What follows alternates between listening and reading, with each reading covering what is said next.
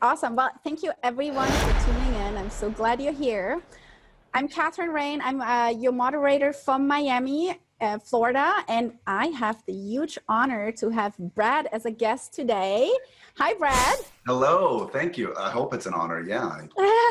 Well, Brad, tell us a little bit about yourself. Sure. So as I just said a second ago, so originally I'm from Michigan, Southeast Michigan, which is here in the state, basically. But I've lived in Los Angeles for a little over 10 years now. So came here, basically got into real estate in 2014.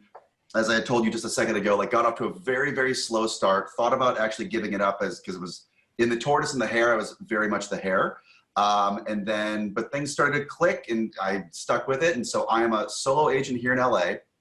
Last year we did 37 transactions for 45 million in GCI. This year to date, we're about 26 transactions and around 21 million in closed volume. So a little bit lower, but our price points tend to vary. It is myself as the lead agent. I have a full-time administrative assistant as well as a part-time transaction coordinator. And then I have one showing assistant that's like an agent partner on my team. So I think that's everything, right? For those of you that are in lower price point markets, this must really like be painful to listen to. As I said, my name is Kathrin. I'm in Miami, Florida. I'm also a solo agent. I did last year 78 transactions for a total of 50 million. So we have a similar production. My price point is a little bit lower than Brad's, but I'm not complaining. And I know Brad because him and I were both in Gary Keller's Top 100 Solo Agent Mastermind, which Gary started this year, and we all love it. We can mastermind together. And I've had for a very, very long time a huge passion on bringing and shedding some light on solo agents, because in this industry, people were always on stage and talking about how it is to build a team, how it is to have a group, and then they had 3 million in GCI, they sold 300 homes. But I was always doing the math and I was thinking, they have 30 agents on their team. How much does the rainmaker make? And in the end, I feel like we also need to hear the advice of solo agents, because as a solo agent in this industry, you can make a lot of money, sometimes more than those big teams. Yep. And we just wanted to have Brad today to show like what does he do, what do I do, so that people can see as a solo agent, you can also be leveraged and do well and be successful. Okay, Brad, I want to know from you, what are, besides the staff that you have, what tools do you use as a solo agent to keep yourself organized? Okay, so let me preface this by saying that I'm always fearful that if somebody was to like peek behind the curtain, they'd be like, how the heck is this guy successful? Because there are, again, I have a lot of opportunities to improve, but the things that I do that keep me organized, first and foremost for myself, I have a lot of things in my head. It's making a list. So I like, even like this morning, I don't know if you can see this, like I'm very big on a daily list that also works into like a larger 411 or like a monthly planning. Mm-hmm. So I make a list of all the things I have to do, and I either write down the ones I have to do, delegate, or delete. And then I can also prioritize, right? So I can make sure like, what are the 2, 3, 5 things that as long as I do these today, that today is going to be a win, or I'm going to move myself forward. So that's one part. Mm-hmm. Another thing, I would say that time management is probably my biggest opportunity. It's the thing that I have struggled with. Mine too. And I think, you know what it is? I just talked with my coach about this yesterday. It's because we had probably 8 weeks where like we really like were at a slower pace with COVID. Once things started ramping up, I was not time blocking or sticking to a schedule. And instead, when things would come up, I would look at my calendar and say, well, where can I fit this in? As opposed to already having a plan. So I've gotten away from that. And just this week, like I had a conversation with my lead administrative assistant about getting back on and having more time blocking and focusing on things that matter. Or like the most important things, if that makes sense. So, so that's one part. I would say, again, making that list is important. The second part is I'm very big on templates. So templates in terms of like contracts that we're writing, listing agreements, even like my counter offer addendum, I already have that as like a template.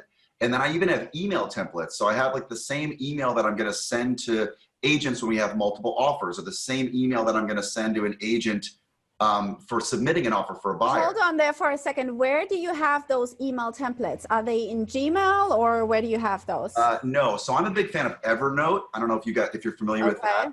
It's like, it's almost like a sticky note or a to-do list, but you can share stuff. So I like that. And then you copy and paste, or you exactly just, right. okay. So so the room for improvement there would probably that you put those into commands. So you have like a real like to-do list, right? In KW command, or you put it on your Gmail as a real Gmail template, because I do similar things like you, and it's time consuming. If the Gmail template, if the templates would be already ready, it would be faster. That's a perfect example of something I could do to improve. So yeah, like that's a great suggestion. Absolutely. Yeah, you see everybody that's here on this call. I just really want to point out that, I mean, at least from my side, I feel like I'm so not perfect how I do things, and I struggle on a daily basis. It's a work in progress. And it's really, you're never just 100% there.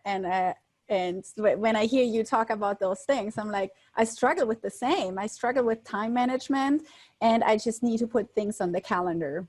Yeah, that's a great, I mean, yes, that's exactly right. Great suggestion. Yes. So your administrative assistant, how long has she been with you, and how did you find her? Okay, so I just transitioned. So previously I hired an administrative assistant that was a friend of mine. She actually offered, but I went through the whole like hiring process. So I was very much trusting the process with Keller Williams. We have our KPA and also our career visioning. So you don't want to just trust your gut when you're hiring. So I hired my administrative assistant, but then she had the blessing of having an unexpected third child, and was like, I want to be a full-time mom. And I was like, I totally get it. So then the gal that I just brought on now was actually was working in our market center and was looking for more opportunity, but had reached the ceiling where she was. So she came on I guess it was March. Like that's kind of when we had just good timing, right? Yeah, well, absolutely. Right. So, but it was nice because like I already had an operations manual. Like I already had like somewhat of an onboarding process for the big things. Okay. So how did you, sorry for interrupting you, but I'm so curious. Always. How did you put that operations manual together? You just like threw everything in there that was important to you and for your organization? Oh, no. Because I am like not a very intelligent or impressive person. So I literally just listen to other people that are more successful. So we did the Perfect Assistant Real Estate Training Program hosted by Monica Reynolds. Oh, she's awesome. And then they I love her. Walk you through how to do it. So then I had my administrative assistant. I mean, she was pregnant, so she knew what her timeline was. So she created it over time, and we had everything that she did on a daily basis, we had documented. And then, I mean, even things about how to like manage me as you know, the lead agent and all of that stuff, right? Like, so there was checklists, and basically we just followed the guidelines to create that operations manual and then could hand it off. Awesome. And so how does your administrative assistant hold you accountable? Great question. So we're actually working on that. Like, for example, we just had a conversation yesterday where I said, because I'm a high C and a high I, if you know the DISC profile, so I struggle with analysis paralysis. So I talked to her and I said, Melody, listen, you can't ask me, do you want to run a Facebook ad, or what kind of Facebook ad do you want to run? You can't say that, because I'll always say, well, let's talk about it later. But if you say to me, I am going to run this ad and it's going to cost $100 and I'm going to run it for a week, I then have to say no to that. And that's better for me. It's better for me to have to make a decision to say no. So, so that's that part. We oftentimes do have conversations about, like, that's the sort of thing, like kicking my butt and making sure that I'm being decisive. And then also taking things away from me that I don't need to be a part of, right? So once we now recognize, there's a big conversation within what's our 20%, which if you're not familiar with the 80-20 rule, basically 20% of your activities will give you 80% of your results. So me being very clear with her about what my 20% is as the lead agent is, then she can recognize that and make sure that I'm staying in that 20%, or more importantly, that she's taking away those things off my plate. So things like, perfect example would be like, we just have 2 deals that are closing today. I don't want to deal with the keys. So she's going to figure out where the keys are, when is the agent, when are the people moving out? Are they staying in possession for 1 day, or do we get keys at noon or 5? I don't want to worry about any of that. Yes. And it's not that it's beneath me. It's just that it's not the best use of my time. Correct. I totally agree. What is important for me on an assistant is that they can catch. Because Kathrin comes to the office and just throws stuff, and I need them to be able to catch. If the person does not have common sense and they can't catch and cannot figure it out, they're not the right person for me. And Gary Keller said to me in our mastermind, Kathrin, you don't need an admin that you train, you need an admin that's self-managed. And that really made me think, because Gary told me he never trained people. Everybody that he hired was self-managed. Yeah. And all those people held themselves accountable. And I really think this is something important. And I always felt I was responsible to train that person, and it's really not like that. And the right person needs to be self-managed. And that really was an eye-opener for me, because now when I interview people, yes, I do the KPA, I do the DISC profile, but I also check their common sense, because I really cannot work with someone that doesn't know how to address an envelope or to write a letter, or, I just give them some random tasks. I mean, the first test is the job description. I asked them to send me a video, and then I asked them to send a resume.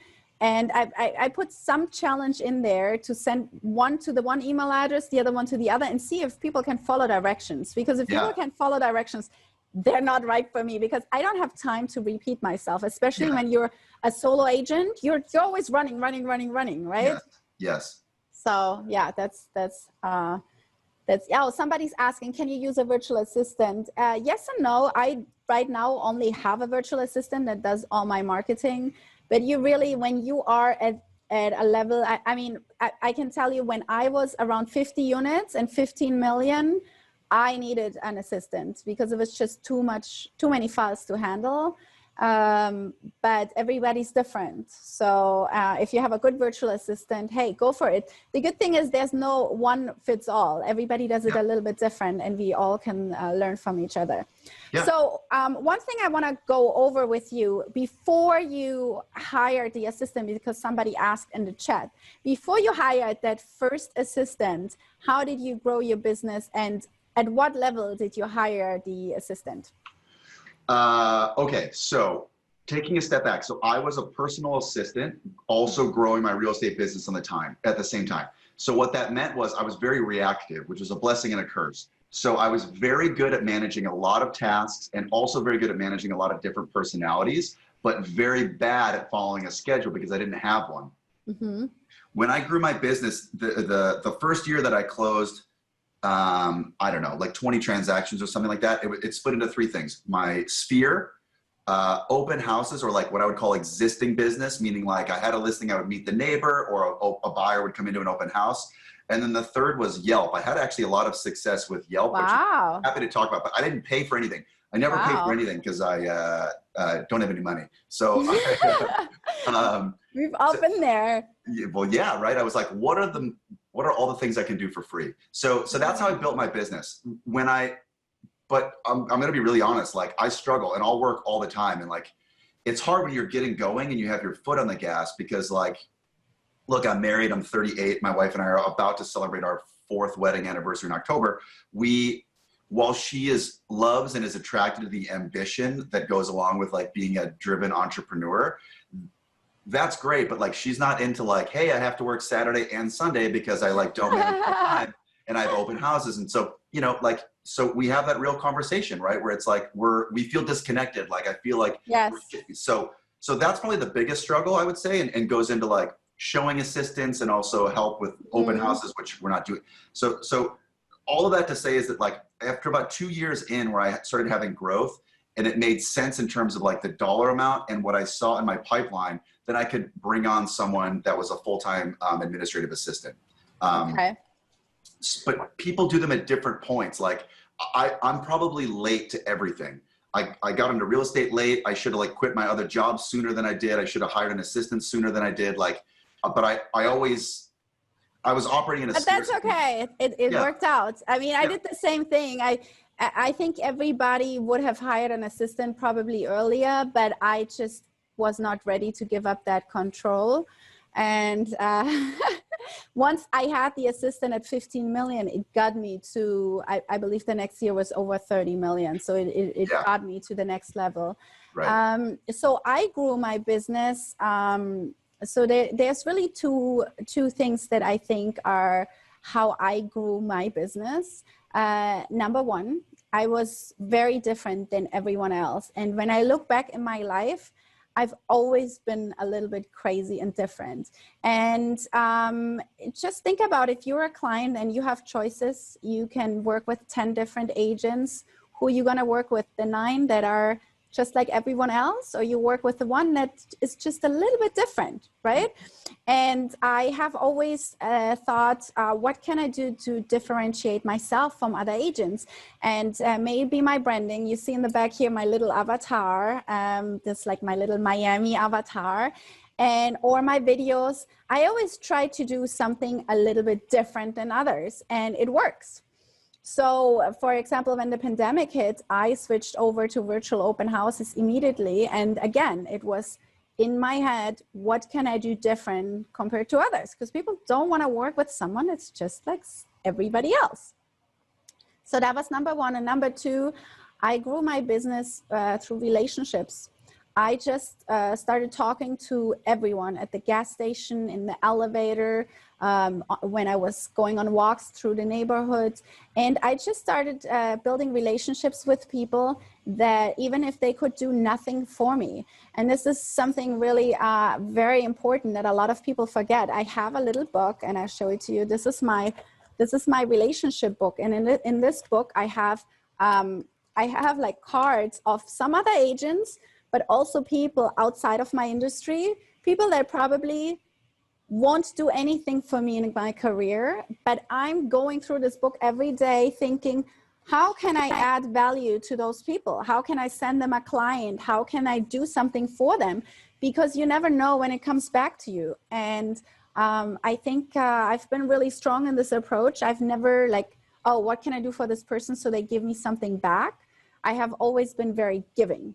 So I think those are my two biggest things, how I built my business. And that led to a lot of referral and repeat customers. Great. So I don't know if you noticed, my computer just like exploded and so now I'm on my laptop. So oh, really? I didn't notice. Okay. Anyway. I'm paying that much attention. That's okay. All right. You were on a roll. So I want to ask you now something. I mean, you mentioned a little bit about your struggle. So let's go into that because I feel, okay, we talked about the advantages of being a single agent. There's definitely a lot of, let's go first into the advantages. So what do you feel is an advantage to be a solo agent versus being on a team or leading a team? Sure. So the easiest thing is we're much more nimble, meaning like there's no committee. So like my brand is myself. So if we want to pivot and go heavy into this or that, like we can do that much more quickly, right? It's easier to turn a smaller boat than it is to turn a cruise ship. Mm-hmm. But the other thing, just to be frank, is more profitability. Like I know for a fact, and again, there's no right or wrong, but there are even teams within my own office that I know that I'm more profitable than because we're very lean and mean. Part of that is our marketing, but also- He makes more money. Well, that's it. Yeah.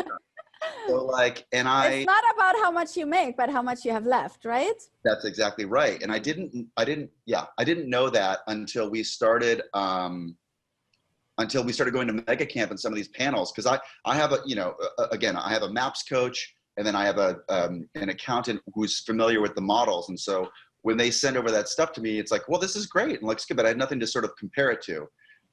So I'd say that that's the advantage. The other part, look, at the end of the day, like, I like what I do. Like if I was financially independent, which I'm working towards that, I would still want to work open houses and like help clients. Like I just helped some of my best friends buy a house. Like I love that. Like it's exciting to me. Right. And I like investing in real estate. Like, so even if I had $50 million, like I would still be doing this. So I like that. Like I like being belly to belly with people. So I don't, the idea of like what we call a 7th level business and being totally out of production is not appealing to me. Right. Like Me neither. So that's me. Now that doesn't mean, don't get me wrong. Like I enjoy being profitable. I, as I mentioned, I own rental property. I invest in other things. So like, that's part of it. Right. But yeah, I just never appealed to me that, again, 500, 1,000 units. It's like, I mean, good for them, but like, that ain't me. So. Yeah, I agree with you. For me, the reason why I like to be a solo agent, I like to be involved. I like to be with my clients and my clients trust me. And since I do a lot of luxury, just like you, it would be really hard to just hand off a client to another agent without my clients asking for me. It's a little bit different in the luxury section. And I really enjoy having my boots on the ground. I don't think I would ever not want to have it and just be a business owner, because I feel like somehow you lose the relation to what's going on in the business, because you need to be there to see what's going on with buyers, what's going on with sellers. But then at the same time, you never know. Maybe I'll have a group or team later. It's just not what I want right now, because the truth is also, and let's go to the struggles. My attention span and my patience with people is very low. So when I had a team, or when I tried to build a team, it was for me very hard to deal with people's problems, and I just don't want their problems. I have enough problems of my own, and I'm happy how I run it, and I'm very profitable. I love to see that I'm like, last year I was like almost 70% profitable, and that just makes me happy. What are your struggles? Oh my goodness.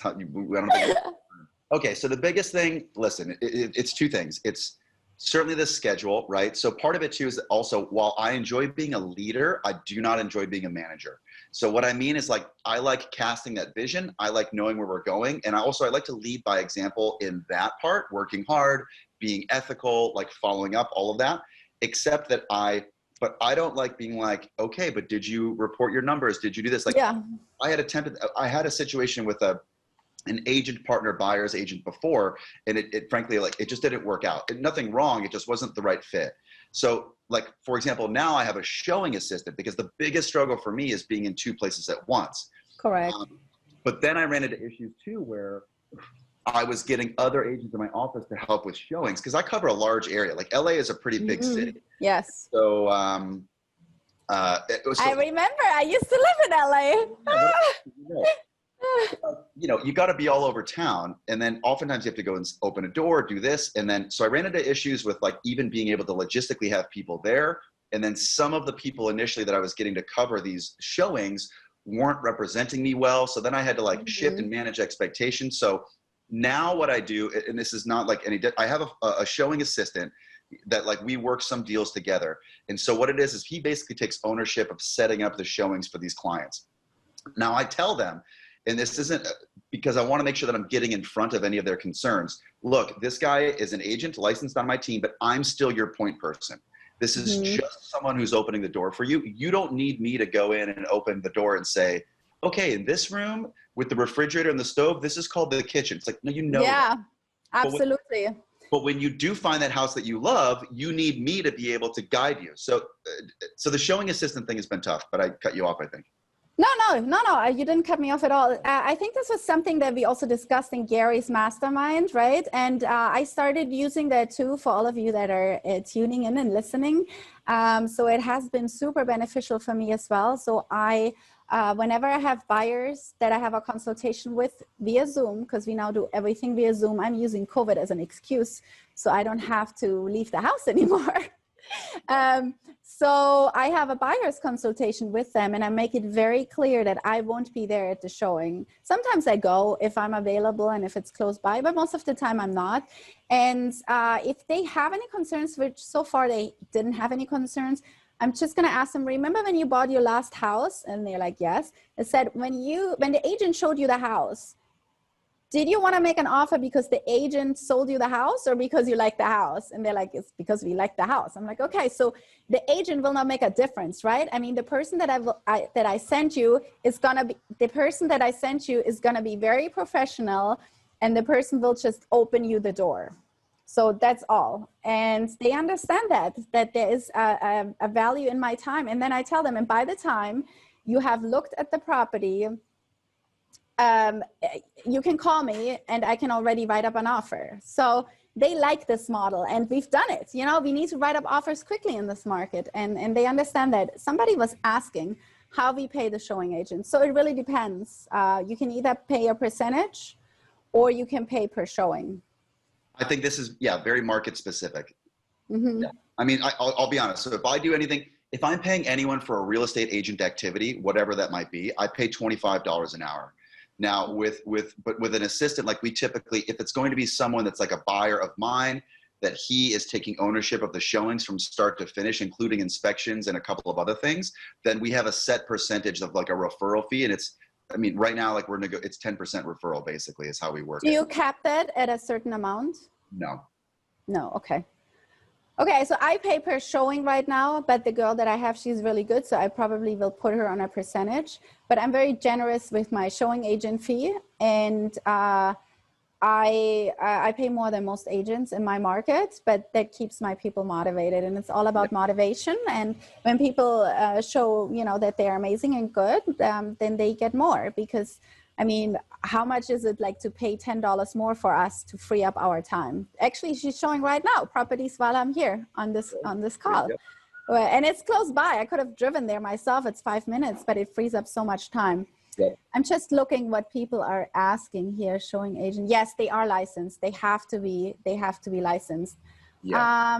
If I have not, the other thing that I wanted to say with the showing agents, what's very important is I tell the showing agent, first of all, I have an agreement that they have to sign. On the agreement, I'm very specific and I'm very particular, because everybody that works for me is an extension of myself. Okay. Yep. My clients have high standards. They work with me because they know I'm amazing. So when they go out, they need to be as amazing as Kathrin. And I encourage them because they can be amazing just like me. And I have a whole list of what they have to do. They have to wear makeup. I mean, if they're ladies, they have to wear makeup. They have to have their hair done. They cannot wear flip-flops. If they wear open shoes, they need to have their nails done. I even ask for that. And they need to mention my name a lot. They cannot give out their own business cards.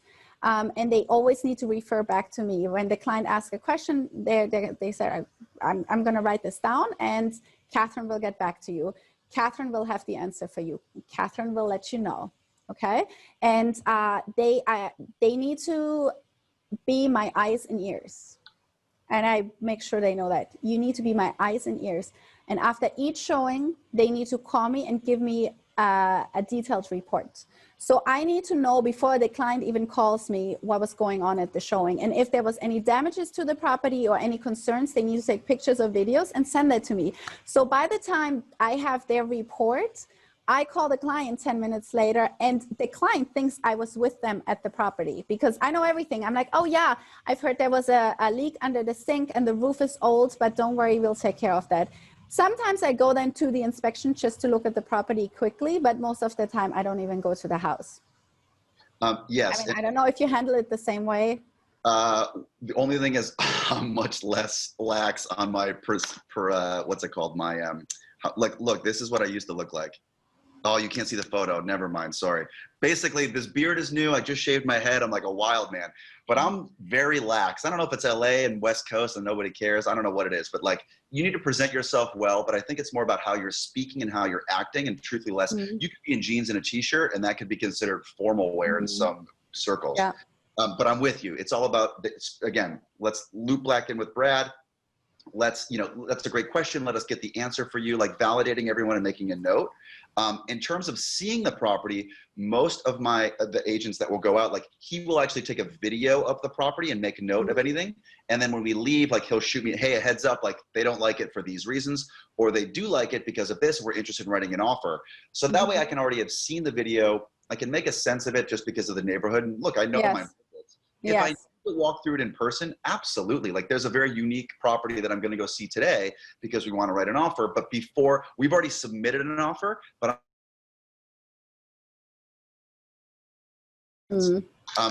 yeah, that's never been an issue. What was I going to say? Somebody was writing, you sounds like, no, I think you have a similar market like me. You have to show your listings, right? You have to be there to open up your listings. It depends. If it's occupied, yes. If it's vacant, no. So most of my listings are shown in person, and the truth is I just don't have the time to always open up my listings. So I utilize showing agents for that. That's my biggest leverage that I use them for, because I work with so many listings. Yeah. And other cities don't have to do that. They just have a lockbox, and you know, that's an additional cost for me in carrying a listing that I always have to pay for the showings. Somebody wrote, I'm not painting my toenails. Okay. Well, I mean, at least if they're nicely manicured, you don't have dirt under your nails. But if there's dirt, you can't work for me. But, no, but I think the other thing that you said is like, listen, for myself, people don't need to work with me, but they need to work with my standards. And that's also even beyond my, let's say, immediate support staff. That works with my lenders, my home inspector, like these people need to be an extension of me and make my life easier. Of course. If they're grumpy or not accommodating to the client, then you're not going to get my business. You can absolutely do your business. You don't need to paint your toenails. That's fine. Yeah. But if you want to be on my team, this is how it, like, this is not a democracy. Yeah. And they sometimes, I feel like some of the partners I've had, title, lender, inspection, they don't understand. They think I'm just handing out free business. And when I tell them that I'm not happy with the service and I give them suggestions to improve and they get insulted, I don't work with them anymore. Yeah. Because if they don't make my life easier and I have to ask for updates all the time, they're not the right fit, because they need to make my business easier. So it's very important to have the right I don't want to call them vendors, but partners that you partner up with. Agreed. Because they can either break or make the deal. I find this very important. Okay, yep. So real quick, I wanted to go over, like, how did you change your business when COVID hit, and how has it affected your business? Sure. Okay. So a huge part of what we do is still sphere database, like repeat and referral business. So when everything kind of fell apart, or at least came to a hold and there was a lot of uncertainty, I just did client care calls. I mean, the truth of it, but that's who I am as a person, right? Like I'm a Midwestern guy by heart. Like I'll run through traffic, through a brick wall for my clients. Like no one is going to care and work harder for you. And my calls during COVID were the same thing. Like, how are you? You know, and I wasn't projecting, because some people's businesses were thriving and other people were struggling. I have a lot of friends that are musicians, and they're touring musicians, or they're managers. Those people are at a standstill right now, right? Or you could be a restaurant owner and struggling. So I really wanted to be careful. And also their businesses could be great, but all of a sudden they're stuck at home with their screaming children and they're like, whatever, and they're losing their mind. So I was meeting people where they were at, really listening, finding out how I could help, and then giving them resources if they needed it. And that was the biggest thing. And people really appreciated it. So I've always positioned myself, even like a lot of my social media is very little like, who do you know? Send me referrals. Like, that's not my case. It's more like just listeds or just solds of examples of success where I'm vividly sharing the story of my clients, right? So during COVID, it would be like, oh my goodness, I know that the world is like so uncertain, but we just got an offer accepted. My clients have been looking for a year, and they just got their dream home, and now they have a yard for their dog. And like, isn't this incredible? It's much easier than saying like, just closed the deal, I got paid. Yeah, you know, like things are like, copy of the check. Yeah. Yes. So that was the biggest thing. But honestly, like, if anything, business picked up. It was a slight lull, but then right when the beginning of May hit and our shelter in place was not lifted, oh my goodness, my phone just started ringing because people were like, we got to get a property. We're growing nuts. Awesome. Awesome. People here are asking, what type of lead gen and CRM did you use starting out as a solo agent? I'm going to start answering that. And it's going to be a shocker. I didn't have any CRM until a year or 2 years ago. It was all here in my head, because again, I'm a huge relationship builder, and I'm not saying it's the right way to do it, but it was also not, you know, I mean, I did 35 million with no CRM, So, you know, there's several ways to do business. Obviously now I have one, I use Command, and that's how I do my business, but I still have my clients always on top of my mind. I have a VIP client list, and those are the people that I love and that I spread love out to. I love that. I would probably say that I'm guilty of the same. I used Lion Desk pretty early on because it was very inexpensive, but it's pretty broad. Like it's very, I don't want to say basic, but like it just gave me the functions that I needed. It's not like I was running a ton of like internet ads or had a lot of team members. So I didn't need something that was as robust as like Top Producer or some of these other ones. And also I never paid for leads, and I still don't. So like I never paid Zillow or any of these other, like, you know, Realtor.com or any of that stuff. So now we use Command.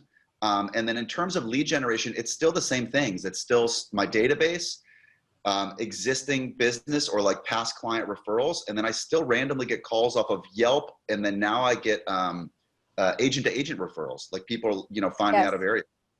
That is for me also huge, the agent to agent referrals. And again, I want to repeat this again because I find it so important.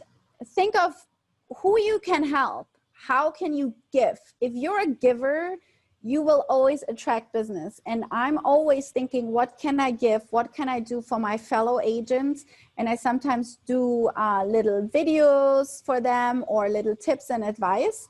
And I've gotten so many referrals. I mean, I think last year, 1/3 of my income, which was almost $300,000, was referrals from other agents.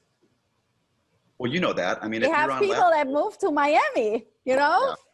You are synonymous with Miami. Like your name comes up. But I get it, right? But you're even before you and I were doing anything like this, like you were extremely helpful and talking through different things. And so, yeah, you're a very giving person. And I think that that's important. I think that's very important. At the same time, if you're not a giver, that's okay.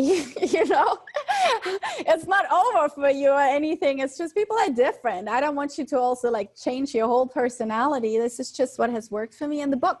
Yeah. I'm very old school. I put my business cards in there and I go through it every day and think of who I can help and who I can provide value or who can I lift up, because you would be surprised. Somebody posted earlier in the chat that she's relocating to a new market and how she can get up and running and then what she can do. My first advice to you would be talk to the agent in your current markets and tell everyone that you're moving, because they might have referrals. They already know you, they trust you, they know you're a good agent. And when you move to a new market, they are the ones that are going to send you the referrals. So don't just build relationships with clients, just build relationships also with other agents. I find this so important. So many times I get a referral from an agent that heard about me from a colleague in her market center. Wow. So, you know, it's very, very powerful. Yeah. My advice to that would be in a new marketplace or even however you want to grow your business. There's something, I forget who said it, but there's something called like a top 10 exercise. And just make a list of like the 10 things that you enjoy the most. Like, for example, it's like, I liked going to the gym. You know, my wife and I love escape rooms. Like I like, you know, investing. I like personal finance and things, which is very nerdy. But I also like used to play poker and like I ran a marathon one time in my life. So my point is like, these are all different communities where like, even when I joined a gym and started going to the gym regularly, like there's a certain community. And I didn't have to say like, hey guys, is anyone looking to buy or sell a home in the next 30 days? Like that wasn't how I did it. But it came up that I was a realtor. So then people would come to me and say like, hey, can I ask you questions? Then I was obviously very vocal. And I was, you know, so my point is, I guess, the things that you like we don't have any kids, but a buddy of mine started like a dad's group for his school. They had a mom's group. They didn't have a dad's group. So now he's the realtor in this like very prestigious private school where the guys get together and they meet up and talk about. Anyway, my point is like just the things that you're already passionate about, you'll be that much more excited to be a part of that community, and it's easier to then work real estate into the conversation. I rarely bring up real estate these days. Almost everywhere I go, people bring it up to me, and then it's much correct. So like, but that's it. I have my biggest fear is being salesy. Like I never want someone to think that I'm like used car salesman kind of guy. It's just not me. So I feel we have so much in common, Brad, because just the same, you know. I always make sure, I mean, one thing, I always make sure that everybody knows I'm in real estate. Oh, good. Hang on. May it be with my mask. Okay, this is my mask right now. Oh, there you go. Very Good, nice. huh? And I always have this little avatar. So I really stick out of the crowd, and people know I'm in real estate. I make sure I somehow drop like one of my clients, one of my sellers, like somehow I drop it. Right. But I'm never salesy. So people always come to me. And I think this is something, just make sure people don't forget you're in real estate. You also don't want to be like the mouse that's then, the worst is always when your neighbor lists the property with someone else. You don't want that to happen. Trust me. Yeah, I'm with you. So yeah, so somebody asked again about the book. Okay, real quick. I know I'm repeating myself, but I have this little notebook. It was a blank notebook, and I bought a really nice one. This one is like cork. Like, invest some money because you want to touch it, because it's like your little golden book. And I put business cards. I glue them in there. Let me just see. I don't want to give any information away. So real quick here. So I glue in business cards, and then I look through it. It's sometimes realtors. Sometimes it's like bank managers that I meet, investment bankers. I have a pastor in here. I have somebody that works at Tesla. Rein is in here. I mean, I have several people in here, and I'm looking at it every day, and I'm thinking, who can I provide value? Try to be a giver. Mm-hmm. Okay, very, very important. I think, look, the cliche, or not the cliche, but like the saying is, people don't care how much you know till they know how much you care. So like my clients always know that I'm going to be an advocate for them. And I'm never like, this is not like a one and done kind of thing. Like, so many of my business now is people that are selling their first house they bought, and now they're buying their next house, or they're buying investments. And like, that's how you really do make relationships for life. So yes, that's absolutely. what I have a huge passion for people investing in real estate, because that's how I built my portfolio. I own now 7 properties, and I came to this country as a first-generation immigrant with $750. And I think people know when they talk to me that I know my numbers, and I'm really passionate about growing their wealth, because I mean, some of those rental income properties, they don't have a high price point, and I would probably make more money working with a $3 million buyer, but I have such a passion helping them, not for the commission, but helping them to grow their wealth. And I do a lot of videos on that, and I think that I have made by now a big impact on people's lives, and people just know Kathrin is passionate about investing, and I own myself, so I'm an example for them. And a lot of them write me and tell me that they are inspired and they want to do the same. I think it's a beautiful thing. We can inspire others. I'm with you. You want to take this question that Greg's asking about nuclear winter and how to be prepared? I know my answer. Okay, so bring your answer. Brother, you got to squirrel away your money. If you don't have a 6-month reserve, listen, nobody wants to talk about it, but you got to live on less than you make. Yes. Let me be this is not braggadocious, but let me be transparent. Last year was the year that I earned $1 million in GCI. I drive a $25,000 paid for car living in Los Angeles. I drive a Mazda CX-5. I don't have any fancy watches. I got tattoos on my arms. I got holes in my ears. Do not be keeping up with this lifestyle thinking that you have to project this image. No one needs that. And also, you shouldn't. So having a written budget and living on less than you make, and saving and or investing the difference in recession-proof things like real estate or stocks and bonds or long-term stuff, that's going to be the key. But nobody wants to talk about that because they all want to talk about buying new stuff. So that's my 2 cents. I agree. I think you have to make a lot of sacrifices to own rental income properties and to, have wealth accumulated. At the same time, I will not sacrifice my car, Brad. No. Again, I'm not trying to say you don't have to. I know. I mean, I live a very modest life, but if it's the one thing, I have a nice car. I have an X6, but people have different priorities. Therefore, I don't go on fancy, lavish vacations. Yeah. I guess my car is the one thing that I have. And I agree. I mean, you need to have reserves. I have on all of my 7 rental properties, 2-year reserves, 2 years.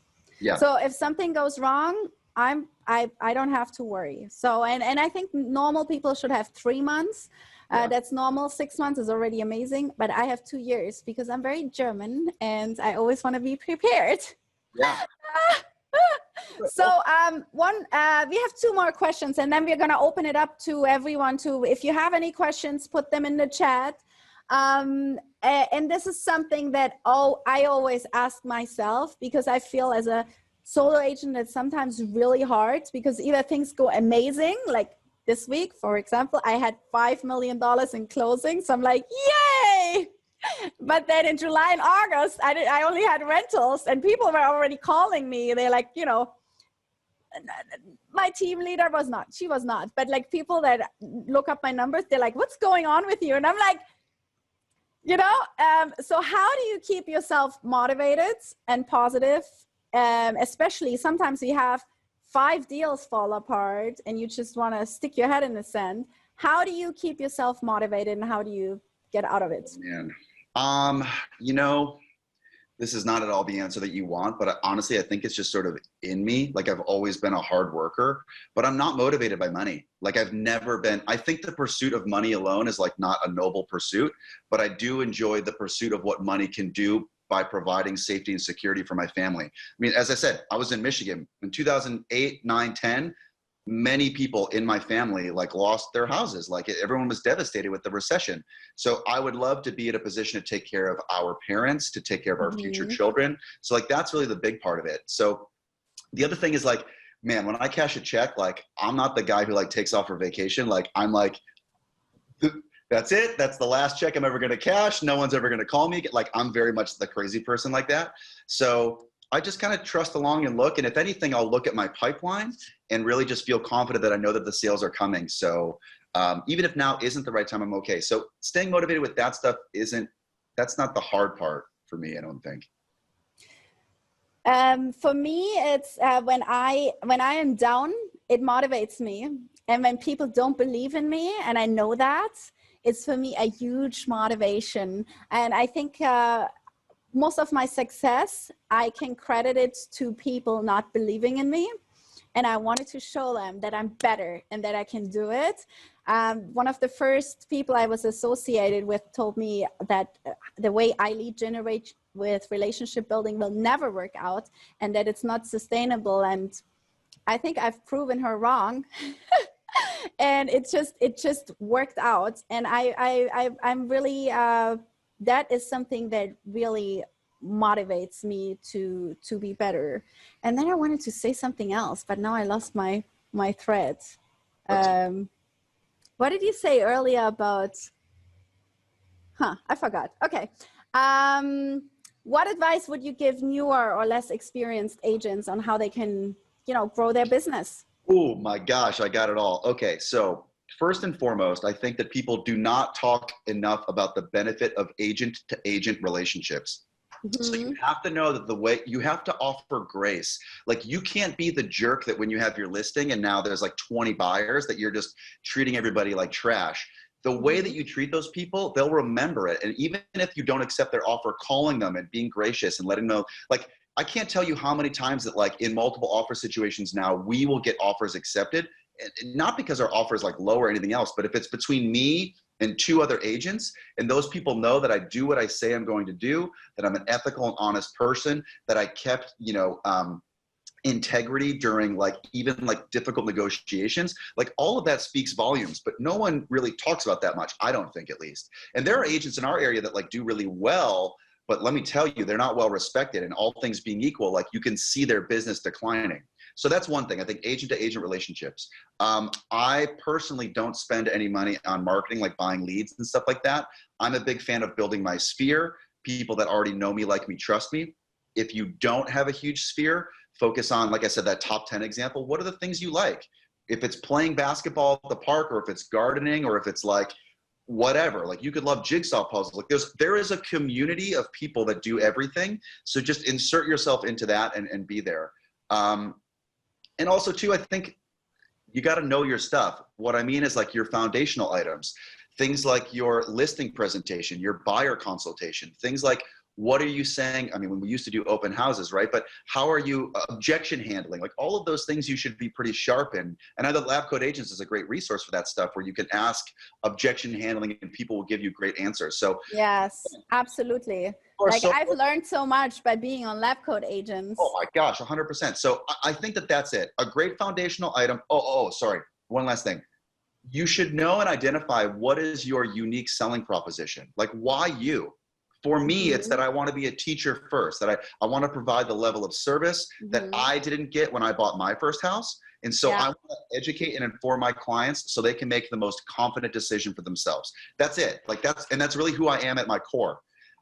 So if you know your unique selling proposition and your lead generating in whatever way makes sense, and then you've got those foundational items like your presentations, the world is yours. I mean, that's it. It just came back in my mind what I wanted to say earlier. So I follow Barbara Corcoran quite a lot, and she said her best salespeople are the ones that are never content and never happy, and the ones that are insecure and always feel like they can never repeat the year again, right? And it gave me a lot to think, because towards the end of each year, I fall in almost this depression for 2 weeks where I can't sleep, because I've most of the time I have a good year. Like the last 3 years, I had good years.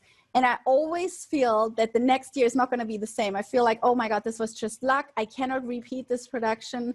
Oh my God. And I feel like all this pressure on my shoulders. And when I read what she said, I'm like, oh my God, okay, I'm supposed to have that. Yeah. So now when I'm behind, like this year, I'm a little bit behind. It motivated me actually to make phone calls. And I was talking to Jason Moon, who's also in our mastermind. I said to him, Jason, what is the one thing I can do to make more money towards the end of the year? I need to catch up. And we were like brainstorming a little bit. The next day I have a listing for 8 million, and I put a letter of intent out yesterday with my own buyer because I made some phone calls and made some connections. So sometimes you can attract from the universe if you put it out there. Just be aware that you're behind. I was aware of it and I was recognizing it. And I was also talking to my OP, Natasha, and she's like, you can do this and this and this and this. Just brainstorm with some people that are in the same situation. And I'm so grateful to you, Brad, because you're in my mastermind and you always have an open ear and we can always talk about things, and it's okay to fail. When it comes to what advice I would give, I mean, just do it. For me, it's like, okay, there were many times in my life that I waited to be ready and didn't take action. And I would just take action and get ready later for it. And if you're not ready and you have a nice client or a multi-million-dollar opportunity, just ask another agent to team up with you, because 50% of something is better than 50% of zero. Yeah.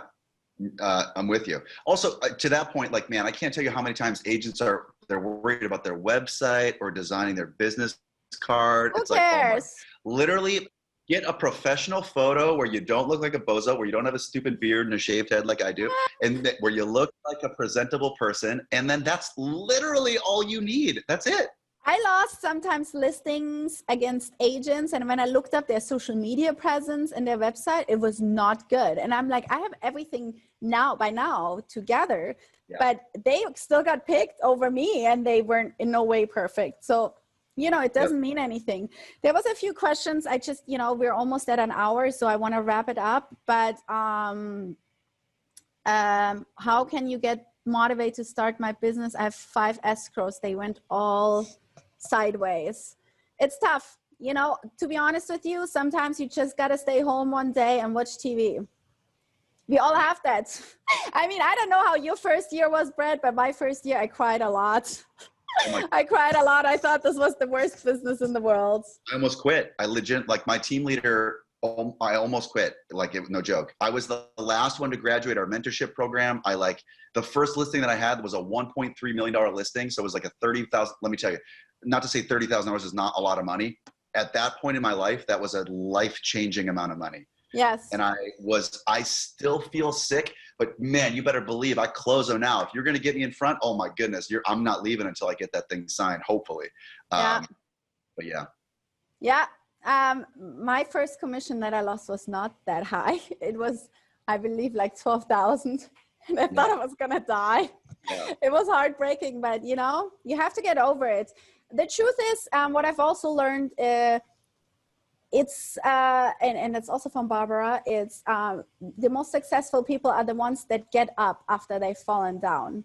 So you need to really get over it, and you need to get over your sister using another realtor and your neighbor using another realtor. You need to move on, because there is enough people that will give you business. Just look for the motivated. Who cares about the other ones? They would have been a headache down the line.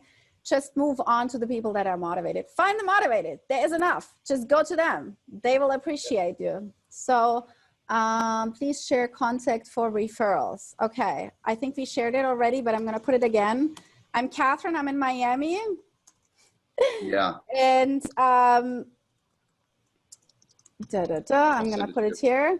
And I'm Brad in Los Angeles. So, I mean, and listen, LA is big, baby. So if you've got people that are moving out here, think of me. I promise you, if I can't service them properly, that I will absolutely refer them to the right person in that area. But that's truthfully, awesome. I cover a pretty large area. So, cool. Yeah. If you guys have any follow-up questions, email us or text us, find us on social media. I'm a LabCoatAgent moderator, so I'm always there. You can find me. I think we have to wrap this up because we're almost close to the hour. Do you want to say anything, any final words, Brad? I would just say, oh, my last name is Gilboe, Gilboe for my girl Debbie. And thank you for the gal that said I look like Adam Levine. I will take that as a compliment. I don't want to say anything else. Look, I love this business. I think it's like truly one of the places where entrepreneurial spirit can really be rewarded by just deeply caring for people and working hard. And I think that like the bar is set so low. I would applaud everybody that's even attending this webinar. Like you look, in our 9 out of 10 agents don't renew their license after the first year. And frankly, they're trash and they don't care about people and they're like deceitful. And if you're just, again, hardworking, honest, and care for people, and you educate yourself with these skills, like the ceiling is incredible. I was hoping to make $100,000 at one point in my life. Like, you know, I'm a punk rock kid from Michigan. I did not grow up like affluent, like, and I'm so thankful for this business and people like you that just give back. So I just think like, just believe in yourself and do it. And I don't know, I talk too much, but that's it. No, I love that. I love that. One thing I now that you remind me about all the money and the opportunity we have, my mother, she works part-time and she makes $600 a month. You know, yesterday I got a check for $70,000. You know, that's for my mother. She would have to work 11 years to make the same money. So we have a huge opportunity, and just, you know, I come from humble beginnings and I didn't grow up with money or spoiled. And every check that I get, I find it a huge blessing, and I sometimes get so nostalgic that I don't want wire transfers. I want the check and I walk it to the bank, and it's a huge opportunity that we all have. Just, you know, take advantage of it and run with it and don't spend it all. Dude, this is so, man, our stories are so similar. I know that we're already buds, but we got to talk more because we're very similar. All right. Thank you everyone for tuning in. If you have any follow-up questions, contact us anytime. Brad, thank you so much for your time. Thank you. Again, think of me in Los Angeles. We got blue skies and hot guys, and I will take care of any of your clients. And greetings from Miami, Florida. Bye-bye, everyone. Okay. Thank you, guys. Bye.